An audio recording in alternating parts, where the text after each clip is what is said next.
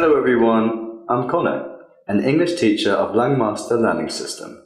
Welcome back to English Learning Methods. Today, we will continue to learn another secret to speak English easily and fluently.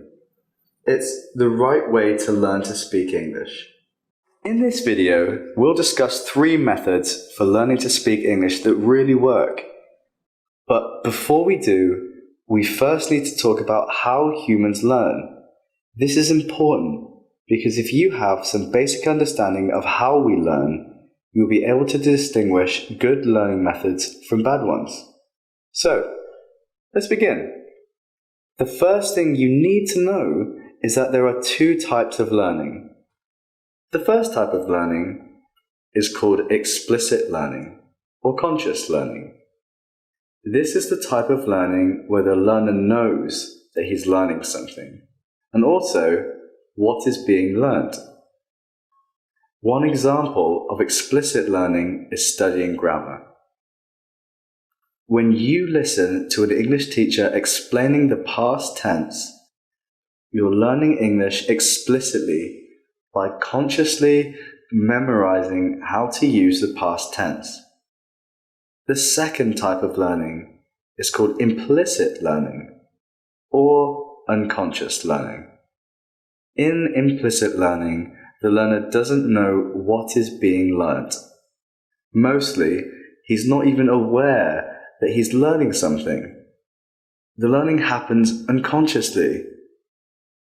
One example of implicit learning is listening to a conversation in English. When you listen to a conversation, your main goal is not to learn English, but to understand the conversation. But by doing this activity, you're simultaneously learning English. You may not realize it, but you're learning many aspects of the English language. The sentence, structure, the grammar, the vocabulary, and so on. So we can learn English in 2 different ways, either explicitly or implicitly. The question is, which way of learning is better? To answer this question, consider this. Just like there are 2 types of learning, there are also 2 types of knowledge: explicit knowledge and implicit knowledge. Explicit learning results in explicit knowledge, whereas implicit learning results in implicit knowledge. And there's a very big difference between these 2 knowledges. Accessing explicit knowledge requires conscious thought. You have to think about the knowledge in order to use it. This means that if you want to speak English properly, you have to think about English. You have to think about whether to use the past tense or something else. You have to think about how to form a sentence properly. But that's impossible. When you speak, there's no time to think about any of that. In contrast, accessing implicit knowledge does not require conscious thought. You don't have to think about the knowledge in order to use it. Think about how you speak your first language. It's pretty effortless, isn't it? You can speak properly without having to think about any grammar rule. That is possible only because your knowledge of your native language is implicit. For this reason, implicit learning is much better learning strategy. When you don't have to think about English, it frees up your mind so you can fully concentrate on expressing your thoughts and ideas. Unfortunately, many English students like to learn English in an explicit manner. Some of them spend time on YouTube watching videos about English grammar. What they don't realize is that the knowledge they gain from the activity is explicit knowledge, which is almost useless when it comes to speaking. So, let me share with you 3 methods for learning to speak English that really work. I'll give you an overview of them as well as their advantages and disadvantages. The first method is listening. Just listen to English as much as possible. An advantage of this method is that it's very easy to do. You can do it while you're stuck in traffic, whilst exercising, whilst waiting in line, and so on. But the main drawback of this method is that it's too passive. Listening alone is just not enough. You have to combine listening with some sort of speaking practice.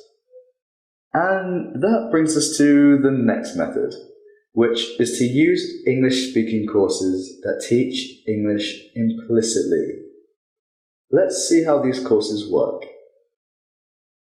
Is there a cat? No, there is not a cat.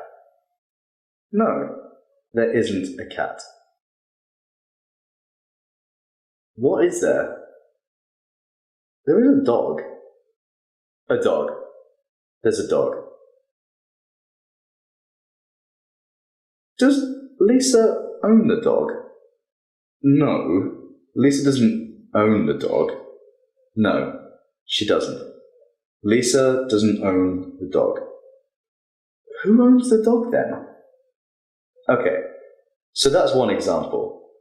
Here's another one. There was a guy named John. He wanted to own a restaurant. Did John want to own a car? No, he didn't want to own a car. He didn't want to own a car. What did he want? He wanted to own a restaurant. Wow, he wanted to own a restaurant. He wanted to own a restaurant. Who wanted a restaurant? Okay, so that's how it works. A key advantage of using a course like this is that you get feedback every time you speak. This allows you to learn and improve quickly. This is great for beginners. By using a course like this, the learner can expect to see significant improvements in a matter of months. But this method has some disadvantages too, one of which is limited learning. When you use a course like this, you get to learn only the words, phrases, and other things that are used in that course. And this is a problem because in order to speak English well, you need to keep expanding your vocabulary. Another problem is that at some point, it's going to become easy for you to practice with these courses and you will stop improving. When that happens, you're going to need to use a different method in order to keep getting better. And that brings us to the last method, which is called imitation. This is the practice where you listen to a conversation or a story in English and then try to tell that story in your own words. And by doing so, you get to learn grammar, vocabulary, and other aspects of English. This is a great method for intermediate and advanced speakers. A key advantage of this method is that there are virtually no limits to how much you can learn. The more you practice, the more you learn, and the larger your vocabulary. But the main problem with this method is that it can be difficult for beginners. If right now you can speak English just a little bit, you may not be able to practice imitation effectively. If that's the case, you might want to start with 1 or 2 speaking courses before you start using this method. Okay, so That's an overview of 3 learning methods that work because they are all from implicit learning. If you really want to change your English speaking and listening skills, make a decision and join Langmaster Learning System. We will help you speak English easily, fluently, and automatically. I'm Connor from Langmaster Learning System. Goodbye. See you next time.